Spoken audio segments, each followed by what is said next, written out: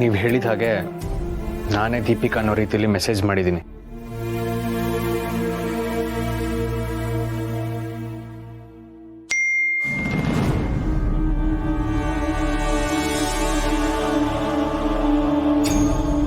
ಅವನು meet ಮಾಡ್ತಾನಂತೆ. Meet ಮಾಡೋದಕ್ಕೆ time ಮತ್ತು ಪ್ಲೇಸ್ ಹೇಳಿದ್ದಾನೆ.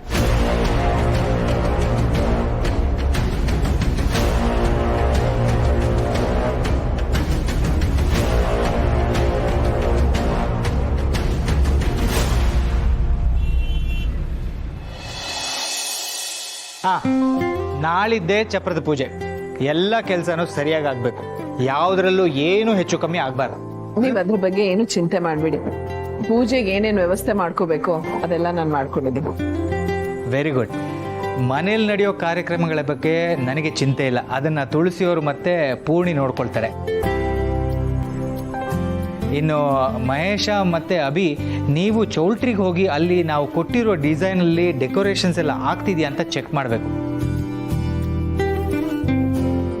ಅದು ಅಲ್ಲದೆ ಹೊರಗಡೆಯಿಂದ ಬಂದವ್ರಿಗೆ ಉಳ್ಕೊಳ್ಳೋದಕ್ಕೆ ವ್ಯವಸ್ಥೆ ಮಾಡಿದ್ದೀವಲ್ಲ, ಅದೆಲ್ಲ ಸರಿಯಾಗಿ ಆಗ್ತಿದೆಯಾ ಅಂತ ಅದನ್ನು ಚೆಕ್ ಮಾಡಬೇಕು. ಸರಿ ಅಣ್ಣ, ಸರಿ, ಅದನ್ನು ನಾವು ನೋಡ್ಕೋತೀವಿ. ಅವಿ, ನೀನು ನಮ್ಮ ಲಿಸ್ಟಲ್ಲಿ ಇರೋರು ಎಲ್ಲರಿಗೂ ಕಾರ್ಡ್ ತಲುಪಿದೆಯಾ ಅಂತ ಇನ್ನೊಂದ್ಸರಿ ಚೆಕ್ ಮಾಡು. ಯಾರಿಗಾದ್ರೂ ಕೊಡೋದು ಮರ್ತಿದ್ರೆ ಇವತ್ತೇ ಅವರು ಕಾರ್ಡ್ ತಲುಪಿಸು. ಹೌದೌದು, ಅದು ತುಂಬ ಮುಖ್ಯ. ಯಾವುದೇ ಕಾರಣಕ್ಕೂ ಯಾರನ್ನೂ ಕರೆಯೋದು ಮಿಸ್ ಆಗ್ಕೊಡ್ದು. ಮಾವ, ನಮ್ಮ ಅಪ್ಪ ಅಮ್ಮಂಗೆ ಇನ್ವಿಟೇಷನ್ ಕೊಡಲ್ವಾ?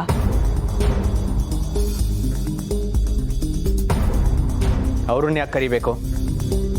ಅವ್ರಿಗೆ ಮನೆಗೆ ಮಾಡಿದ ಅನ್ಯಾಯ ಸಾಕಾಗ್ಲಿಲ್ವಾ? ಅವ್ರನ್ನ ಕರೆಯೋ ಅವಶ್ಯಕತೆ ಇಲ್ಲ.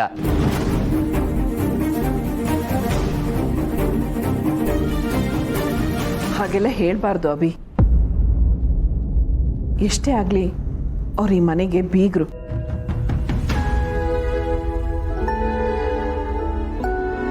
ಅದು ಅಲ್ಲದೆ ಈ ಮನೆಗೆ ನಂದಾದೀಪದ ಥರ ಇರೋ ಹೆಣ್ಮಕ್ಳನ್ನ ಹೆತ್ತಿರೋರು. ಪೂರ್ಣಿ, ನೀನೇನು ಹೇಳ್ತೀಯಾ? ಶುಭ ಕಾರ್ಯ ನಡೀತಿದೆ. ಶುಭ ಕಾರ್ಯಕ್ಕೆ ಯಾರೂ ಬರಬೇಡಿ ಅಂತ ಹೇಳಕ್ಕಾಗಲ್ಲ. ನಿಧಿಗೆ ಎಲ್ಲರ ಆಶೀರ್ವಾದನೂ ಬೇಕಾಗತ್ತೆ. ಅವರು ಆಶೀರ್ವಾದ ಮಾಡಲ್ಲ, ಅದಕ್ಕೆ ಶಾಪ ಹಾಕ್ತಾರೆ. ಇಲ್ಲ ಅಭಿ, ನಾವು ಮಾಡೋ ಕೆಲಸ ಒಳ್ಳೇದಾಗಿದ್ದಾಗ, ನಮ್ಮ ಮನಸ್ಸು ಎಲ್ರಿಗೂ ಒಳ್ಳೇದನ್ನೇ ಬಯಸುವಾಗ,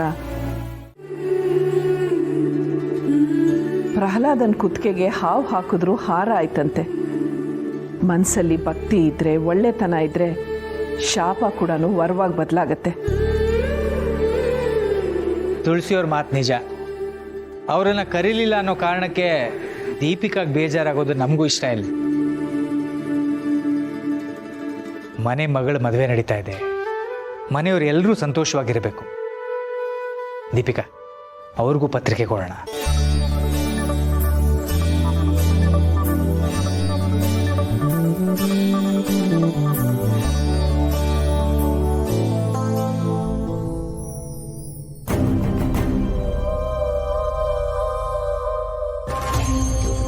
ಇತ್ತೀಚೆಗೆ ನನ್ನ ಮೇಲೆ ಇವನಿಗೆ ಪ್ರೀತಿ ಕಮ್ಮಿ ಆಗ್ತಿದೆ. ಯಾಕಿರ್ಬೋದು? ಅದು ಅಲ್ಲದೆ ಇವನಿಗೆ ದಿನಕ್ಕೊಂದು ಗಿಫ್ಟ್ ಬರ್ತಿದೆ. ಅಂದರೆ ಅಭಿ ಏನಾದರೂ ಬೇರೆ ಹುಡುಗಿ ಸಹವಾಸ?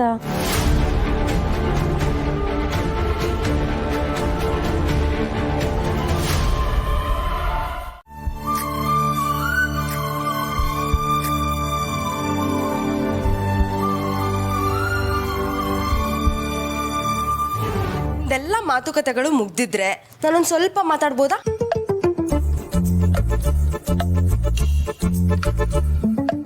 ಮಾತಾಡು. ನಿಂದೆ ಮದ್ವೆ, ನಿಂದೆ ಮಾತು. ನೀವೆಲ್ಲರೂ ನನ್ನ ಮದ್ವೆಗೆ ಒಂದೊಂದು ಗಿಫ್ಟ್ ಕೊಡ್ಬೇಕು.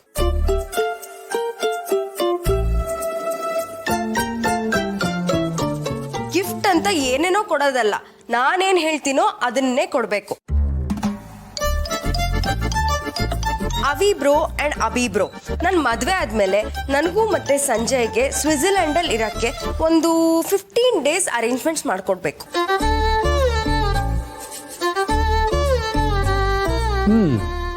ಆಗ್ಬೋದು. ಹನಿಮೂನ್ ಪ್ಯಾಕೇಜ್ ರೆಡಿ ಇರುತ್ತೆ. ಓಹೋ, ಮದುವೆಗಿಂತ ಮುಂಚೆನೇ ಹನಿಮೂನ್ ಪ್ಯಾಕೇಜ್ ಬಗ್ಗೆ ಯೋಚನೆ ಮಾಡ್ತಿದ್ದಾಳೆ. ನಾನೇನು ಹನಿಮೂನ್ ಅಂತ ಹೇಳಲಿಲ್ಲ, ಟ್ರಿಪ್ ಅಂತ ಹೇಳ್ತಾ ಇದ್ದೀನಿ ಅಷ್ಟೇ. ಅಳಿಯ ಅಲ್ಲ ಮಗಳ ಗಂಡ, ಮದುವೆ ಆದ್ಮೇಲೆ ಹೋಗುವಂಥ ಟ್ರಿಪ್ಪಿಗೆ ಹನಿಮೂನ್ ಅಂತ ತಾನೇ ಕರೆಯೋದು.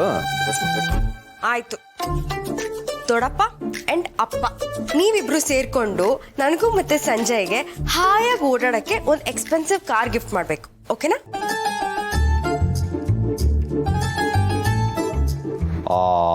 ಇದು ಸ್ವಲ್ಪ ಕಾಸ್ಟ್ಲಿ ಗಿಫ್ಟ್. ಪರವಾಗಿಲ್ಲ, ನಮ್ಮ ಮಗಳಿಗೋಸ್ಕರ ತಾನೇ. ಓಕೆ ನಿಧಿ. ಆಮೇಲೆ ಲೇಡೀಸ್ ಎಲ್ಲರೂ ನನಗೆ ಒಂದೊಂದು ಡೈಮಂಡ್ ಜ್ಯುವೆಲ್ರಿ ಗಿಫ್ಟ್ ಮಾಡಬೇಕು, ಆಗುತ್ತಾ?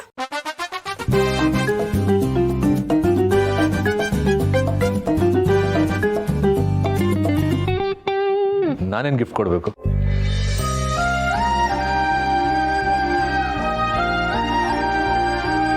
ನಿಮ್ಮಿಂದ ನನಗೇನು ಗಿಫ್ಟ್ ಬೇಡ, ಮನೆಯವ್ರು ಎಲ್ಲರೂ ನನ್ನ ಮದುವೆಗೆ ಬಂದರೆ ಅಷ್ಟು ಸಾಕು.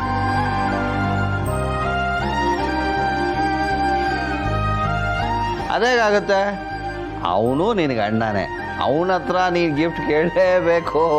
ಕೇಳು ದೊಡ್ಡ ಗಿಫ್ಟೇ ಕೇಳು.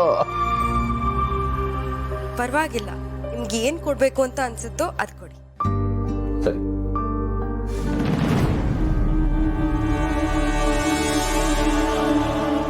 ಈ ಮನೇಲಿ ಗಿಫ್ಟ್ ಕೊಡೋ ಯೋಗ್ಯತೆ ಎಲ್ರಿಗೂ ಇದೆ, ನನಗೊಬ್ಳಿಗೆ ಬಿಟ್ಟು.